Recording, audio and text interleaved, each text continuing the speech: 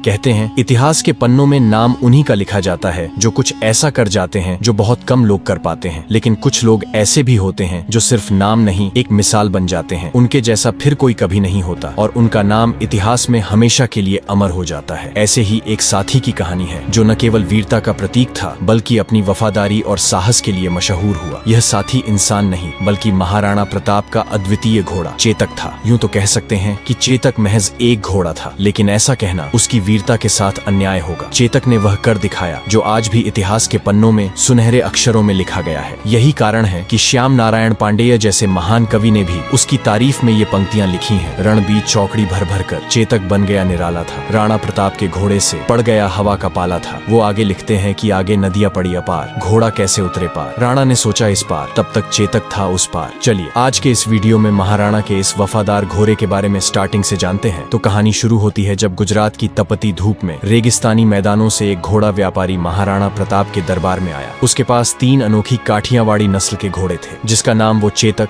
त्राटक और अटक बोलता था। व्यापारी ने अपने तीनों घोड़ों पर गर्व करते हुए कहा, महाराज ये घोड़े अद्वितीय हैं, वफादारी और ताकत में सबसे ऊपर। आपके जैसे वीर राजा के लिए ये अनमोल साथी बन सकते हैं। महाराणा प्रताप ने शांत होकर कहा, ये तो मैं मानूंगा ही नहीं जब तक खुद न देख लूं। दिखाओ ये घोड़े वफादार और बहादुर कैसे हैं। व्यापारी ने मुस्कुराते हुए अटक को चुना। उसके पैरों को मोटी रस्सियों से बांध दिया ताकि वह हिल भी न सके और कुछ दूर जाकर एक अजीब तेज आवाज निकाली। आवाज सुनते ही अटक की आंखों में ज्वाला जल उठी। उसे ऐसा लगा जैसे उसका मालिक संकट में हो। वह अपने मालिक की आवाज सुनकर जैसे पागल हो गया था। उसने पूरी ताकत से रस्सियां तोड़ने की कोशिश की, मगर रस्सियां टूटने के बजाय उसके पैर ही शरीर से अलग हो गए और खून बहने लगा। पर अटक अपने स्वामी तक पहुंचने का प्रयास करता रहा, तब तक जब तक उसकी आंखें हमेशा के लिए बंद नहीं हो गईं। महाराणा प्रताप इस दृश्य को देख स्तब्ध रह गए। उन्होंने अपने जीवन में ऐसा अद्वितीय साहस और वफादार घोड़ा कभी नहीं देखा था। इस अविश्वसनीय दृश्य के बाद महाराणा प्रताप ने तुरंत व्यापारी से चेतक और त्राटक दोनों घोड़ों को खरीद लिए। तभी दरबार में खड़े महाराणा के छोटे सौतेले भाई शक्ति सिंह की भी नजरें उन घोड़ों पर टिकी थीं। उनके मन में भी एक वफादार घोड़े रखने की इच्छा थी। महाराणा प्रताप अपने छोटे भाई की इच्छा समझते हुए चेतक को अपने पास रख लिया और त्राटक को उपहार स्वरूप शक्ति सिंह को दे दिया। धीरे धीरे चेतक महाराणा प्रताप का सबसे प्रिय साथी बन गया था। किसी ने ठीक ही कहा है कि अगर आप शेर के साथ रहोगे तो आप भी शेर की तरह बहादुर और शक्तिशाली बन जाओगे। चेतक भी महाराणा प्रताप के साथ रहकर धीरे धीरे उन्हीं की तरह शक्तिमान, तेज और महाबली बन गया था। वह महाराणा को पहाड़ों और घने जंगलों में इस तरह ले जाता मानो हवा से बात कर रहा हो। उसकी चाल में इतनी तेजी थी कि दुश्मन उसे पकड़ ही नहीं पाते। महाराणा भी चेतक को अपने पुत्र के समान मानने लगे और चेतक भी महाराणा के प्रति अटूट निष्ठा और प्रेम दिखाने लगा। धीरे धीरे समय तेजी से बीतने लगा और फिर आया हल्दी घाटी का युद्ध, जहां पर मुगल सेना लगभग 1 लाख सैनिकों की विशाल ताकत के साथ युद्ध के मैदान में उतरी थी। इसके मुकाबले में महाराणा प्रताप की सेना मात्र 20,000 सैनिकों की थी। इस विशाल संख्या के अलावा मुगल सेना के पास कई शक्तिशाली हाथी भी थे जो युद्ध में तबाही मचाने के लिए जाने जाते थे, लेकिन मेवाड़ की सेना के पास हाथियों की संख्या बहुत कम थी। ऐसे में महाराणा को अपने योद्धाओं और खासकर अपने घोड़ों पर ही पूरा भरोसा था। इस युद्ध में महाराणा प्रताप ने चेतक के माथे पर हाथी की नकली सूंड बांध दी थी ताकि वह युद्ध में मुगल सेना के हाथियों को धोखा दे सके। मुगल हाथी चेतक को देखकर उसे अपने बच्चे जैसा समझते थे और उस पर हमला नहीं करते थे। यह महाराणा की युद्ध रणनीति का एक महत्वपूर्ण हिस्सा था। लेकिन कुछ इतिहासकार यह भी कहते हैं कि मुगल सैनिकों को यह भ्रम होता था कि सामने से कोई हाथी धीरे धीरे उनकी ओर आ रहा है, लेकिन यह उनकी सबसे बड़ी भूल साबित होती थी। जैसे ही वे चेतक को हाथी समझकर धीमे होने की उम्मीद करते, चेतक बिजली की रफ्तार से हवा में दौड़ता हुआ मुगलों के बीच पहुंच जाता। उसकी गति इतनी तेज थी कि वह एक पल में ही युद्ध के एक छोर से दूसरे छोर तक पहुंच जाता और मुगलों को चकमा देते हुए उन्हें धूल चटा देता। इसी युद्ध ने चेतक को इतिहास के सुनहरे पन्नों में महान घोषित कर दिया, क्योंकि इस युद्ध में चेतक और महाराणा का साथ ऐसा था मानो दोनों एक दूसरे के विचारों को बिना कहे समझ लेते हों। चेतक न केवल महाराणा के इशारों को पढ़ लेता बल्कि उनकी सुरक्षा के लिए अपनी रणनीति खुद तैयार कर लेता था। इस युद्ध के मैदान में महाराणा ने अगला कदम सोचा भी नहीं होता, चेतक पहले ही उसका अंदाजा लगाकर उसे पूरा करने के लिए तैयार रहता था। चेतक की ताकत और सहन शक्ति की अंदाजा आप इससे लगा सकते हो कि वह महाराणा प्रताप के साथ 81 किलो का भाला, 72 किलो का छाती का कवच, 25-25 किलो की 2 तलवारें और खुद महाराणा का 110 किलो का वजन लेकर युद्ध भूमि में ऐसे दौड़ता मानो हवा को भी मात दे रहा हो। उसकी गति इतनी तेज थी कि दुश्मन उसकी चाल को पकड़ ही नहीं पाते थे। एक पल में वह एक ओर होता और अगले ही पल दुश्मनों के घेरे को चीरता हुआ दूसरी ओर पहुंच जाता। इस युद्ध में मानो चेतक आग उगल रहा था। तभी महाराणा प्रताप ने उसकी लगाम खींचते हुए कहा, चेतक आज हमें उस मान सिंह तक पहुंचना है। मैं यहाँ बता दूं कि मान सिंह इस युद्ध में मुगलों के सेनापति था। वह भी एक राजपूत था जिसके बुआ या आमेर के सहजादी हरकाबाई से अकबर ने शादी कर लिया था। चेतक ने महाराणा के शब्दों का मानो कोई उत्तर न दिया, बस एक झटका लिया और हवा से बातें करने लगा। अपने माथे पर बंधी नकली हाथी की सूंड के कारण मुगल सेना पहले ही भ्रम में थी। कोई समझ ही नहीं पा रहा था कि ये हाथी इतनी गति से कैसे आगे बढ़ सकता है। जैसे ही चेतक ने मुगल सेना की कतारों को भेदते हुए महाराणा को मान सिंह के करीब ला खड़ा किया, वह अपने पिछले पैरों पर खड़ा हो गया और अपने अगले दोनों पैरों को मान सिंह के हाथी के सिर पर टिका दिया। मानो चेतक के भीतर भी वही ज्वाला जल रही थी जो महाराणा की आंखों में थी। महाराणा प्रताप ने पूरी ताकत से अपनी भाला उठाई और मान सिंह की ओर निशाना साधा, लेकिन ठीक उसी क्षण मान सिंह हाथी के हौदे में छिपकर बच निकला, लेकिन उसका महावत मारा गया। फिर चेतक ने जैसे ही अपने पैर जमीन पर रखने की कोशिश किया, तभी मान सिंह के हाथी की सूंड में बंधी तलवार से चेतक का एक पैर गंभीर रूप से कट गया। इसका फायदा उठाकर मुगलों ने महाराणा को चारों ओर से घेरने का प्रयास शुरू कर दिया। महाराणा भी युद्ध में लड़ते लड़ते अब बुरी तरह से घायल हो चुके थे और उनकी स्थिति गंभीर हो रही थी। इस नाजुक समय में झाला मन्ना, जो महाराणा प्रताप से काफी मिलते जुलते थे और लगभग उनकी जैसी कदकाठी रखते थे, तुरंत महाराणा के पास आए। उन्होंने कहा, महाराणा, आप इस युद्ध को छोड़कर चले जाएं, क्योंकि युद्ध तभी जीते जा सकते हैं जब राजा जीवित रहें। मेवाड़ को आपकी जरूरत है, आपका जीवित रहना अत्यंत आवश्यक है। महाराणा प्रताप पहले तो जाने में संकोच कर रहे थे, लेकिन चेतक की हालत देखकर उन्होंने अपना मुकुट और सिर से राज चिन्ह उतारकर झाला मन्ना को सौंप दिया। इसके बाद वे घायल चेतक पर चढ़कर रणभूमि से जंगल की ओर चल पड़े। इधर रणभूमि में मुगलों को भ्रम हो गया और उन्होंने झाला मन्ना को ही महाराणा समझकर उन पर हमला कर दिया। झाला मन्ना ने अद्वितीय साहस का परिचय देते हुए मुगलों का सामना किया और अपने प्राणों की आहुति देकर अंतिम क्षणों तक मुगलों को रोके रखा, ताकि महाराणा प्रताप सुरक्षित रह सकें और मेवाड़ की लड़ाई जारी रह सके। इधर चेतक अपने घायल पैरों के साथ महाराणा को मुगलों से दूर ले जाने के लिए पूरी ताकत से भाग रहा था। वह अपने घाव के दर्द से कराह रहा था, लेकिन उसकी गति में मानो कोई कमी नहीं थी। ऐसा लग रहा था जैसे वह अपने स्वामी को सुरक्षित रखने की जिद में हवा से बातें कर रहा हो। पीछे मुगलों का कुछ दल लगातार पीछा कर रही थी। तभी एक मुगल सैनिक ने चेतक के घायल पैर पर एक भला फेंका, जिससे चेतक की चोट और भी गंभीर हो गई। इसके बावजूद चेतक ने महाराणा को छोड़ने का नाम नहीं लिया और अपने अंतिम बल के साथ दौड़ता रहा। रास्ते में अचानक एक 26 फीट गहरा नाला आ गया। महाराणा के मन में एक पल को लगा कि अब शायद बचना मुश्किल है। यहीं पर श्याम नारायण पांडेय जी ये लाइन लिखते हैं कि आगे नदियां पड़ी अपार, घोड़ा कैसे उतरे पार। राणा ने सोचा इस पार, तब तक चेतक था उस पार, लेकिन तभी चेतक ने अपनी जिंदगी की सबसे बड़ी छलांग लगाई।